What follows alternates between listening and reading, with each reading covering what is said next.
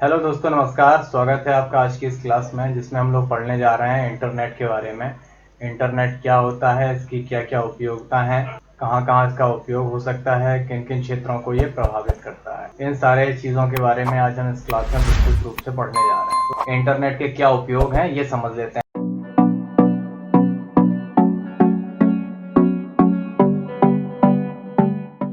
अब आगे देखते हैं the use of internet. Internet के क्या उपयोग हैं ये समझ लेते हैं। सबसे पहला उपयोग शिक्षा के क्षेत्र में। अभी हम लोगों को बहुत अच्छी तरीके से पता है, 2 साल लॉकडाउन में जितनी भी पढ़ाइयाँ हुई हैं सारी ऑनलाइन हुई हैं। तो हम लोगों को पता है कि इंटरनेट का यूज़ ऑनलाइन पढ़ाई में कितना इम्पोर्टेंट रहा है। सारे बच्चों ने, बड़े लोगों ने सारी चीज़ें एजुकेशन इंटरनेट के माध्यम से ही ली है। आप लोग ये क्लास देख रहे हैं तो वो भी इंटरनेट के माध्यम से ही देख रहे हैं। तो इससे हम समझ सकते हैं कि बिना इंटरनेट के आजकल एजुकेशन भी पॉसिबल नहीं है। ओके, अगला है बैंकिंग के क्षेत्र में। अब लोग बैंक जाना कम पसंद करते हैं। क्यों? क्योंकि बैंकिंग की सारी सुविधाएं आपके कंप्यूटर, आपके मोबाइल पे हो गई हैं। लोग चौबीसों घंटे पैसे का लेन देन करने लगे हैं अपने यूपीआई की मदद से। फोन पे, गूगल पे, ये सारी चीजें चलाते हैं ना।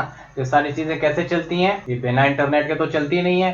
तो इंटरनेट के माध्यम से बैंकिंग, पैसों का लेन देन भी बहुत आसान हो गया है। इसकी वजह से ना तो हमें बैंक में लाइन में लगना पड़ता है, ना सैटरडे संडे का वेट करना पड़ता है। आप कभी भी इंटरनेट के माध्यम से अपने खाते का लेन देन कर सकते हो। ठीक है, तो ये यूज था बैंकिंग के क्षेत्र में। अगला यूज है नौकरी के क्षेत्र में। जब से ये लॉकडाउन लगा है तब से आजकल वर्क फ्रॉम होम चल रहा है। आप लोगों ने सुना होगा वर्क फ्रॉम होम, यानी कंपनियों ने सुरक्षा की दृष्टि से अपने एम्प्लॉय को घर बैठे काम करने की सुविधा दे दी है। यहाँ तक कि मेरी नज़र में तो ऐसे लोग हैं कि उनको आज 1 साल हो गया लेकिन वो आज तक कंपनी के ऑफिस का शक्ल नहीं देखे हैं। उनका इंटरव्यू ऑनलाइन हो गया, उनकी ज्वाइनिंग ऑनलाइन हो गई और वो काम भी ऑनलाइन अपने घर बैठे कर रहे हैं। तो ये बहुत बड़ा योगदान है आजकल नौकरी के क्षेत्र में इंटरनेट का। सरकारी क्षेत्र में बहुत इंपॉर्टेंट यूज है इंटरनेट का। सरकारी क्षेत्र में आप सरकारी की जितनी भी सेवाएं हैं, यदि आप वो लेना चाहते हो तो अब आपको किसी सरकारी ऑफिस के चक्कर नहीं लगाने होते हैं। आप गवर्नमेंट जॉब अप्लाई कर सकते हो, फॉर्म भर सकते हो।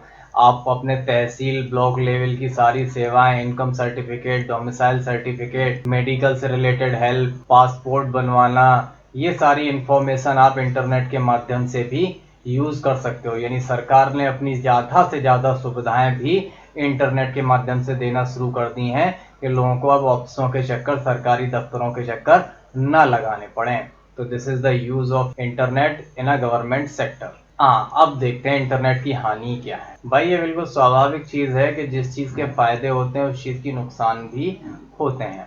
अब इंटरनेट से नुकसान क्या है कि इंटरनेट के द्वारा बहुत से बच्चे गलत चीज़ों को जाने अनजाने में कर बैठते हैं। जैसे कई बार वो लोग गलत वेबसाइट पर पहुंचकर ऐसी इंफॉर्मेशन शेयर कर देते हैं जिससे उनको फाइनेंशियल नुकसान उठाना पड़ सकता है। अभी अगर इंटरनेट की जानकारी नहीं है किसी को तो वो इंटरनेट पे किसी भी चीज़ को क्लिक कर देगा, कहीं पे कोई भी इंफॉर्मेशन मांगी है वो दे देगा। तो ये सारी चीज़ें कभी कभी अनसिक्योर हो जाती हैं। इन सारी चीज़ों से हमें फाइनेंशियल नुकसान उठाना पड़ सकता है। इंटरनेट के द्वारा अश्लीलता को बड़ी आसानी से फैलाया जा सकता है। अभी जैसे घर में छोटे छोटे बच्चे मोबाइल चला लेते हैं, मोबाइल में इंटरनेट होता ही है, तो पता नहीं उन्होंने कोई गलत चीज़ खोल दी, कोई अश्लील वीडियो, अश्लील इमेज देख ली।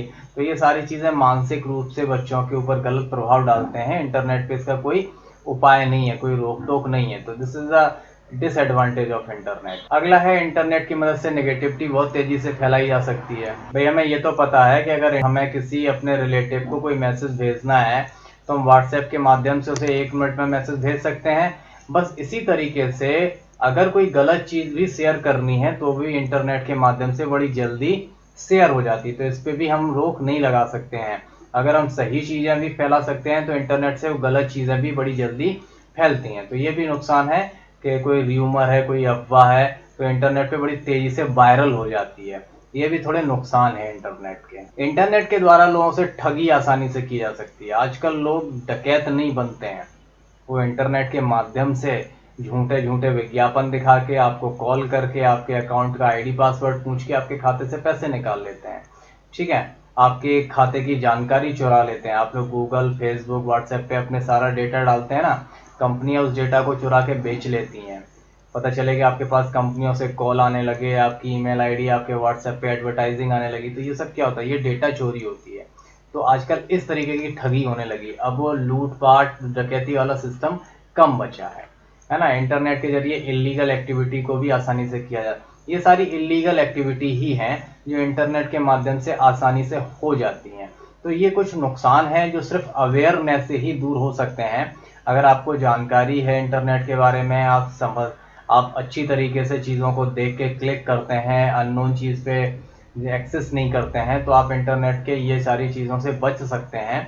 नहीं तो इंटरनेट पे हमें बहुत सारे नुकसान भी उठाने पड़ सकते हैं। दोस्तों, अगला है इंटरनेट के कंपोनेंट, इंटरनेट के घटक। इंटरनेट चलाने के लिए हमें कौन कौन सी चीज़ों की आवश्यकता होती है, हमारे पास क्या क्या होना चाहिए। तो यहाँ पे लिखा हुआ है DSL मॉडेम सबसे पहली डिवाइस होती है। यदि आपके पास मॉडेम नहीं है तो आप इंटरनेट को कनेक्ट नहीं कर पाएंगे, क्योंकि मॉडेम का इस्तेमाल डिजिटल सिग्नल को एनालॉग सिग्नल में कन्वर्ट करना होता है, जो टेलीफोन लाइन पर डेटा को भेजने के लिए सही होता है। तो प्रत्येक डिवाइस में, वो हमारा मोबाइल हो या हमारा कंप्यूटर हो, हमें सब पे एक मॉडेम चाहिए ही चाहिए होता है। तो without having modem you can not access internet. आप बिना मॉडेम के इंटरनेट एक्सेस नहीं कर सकते हैं। अगला है DSL ब्रॉडबैंड फिल्टर।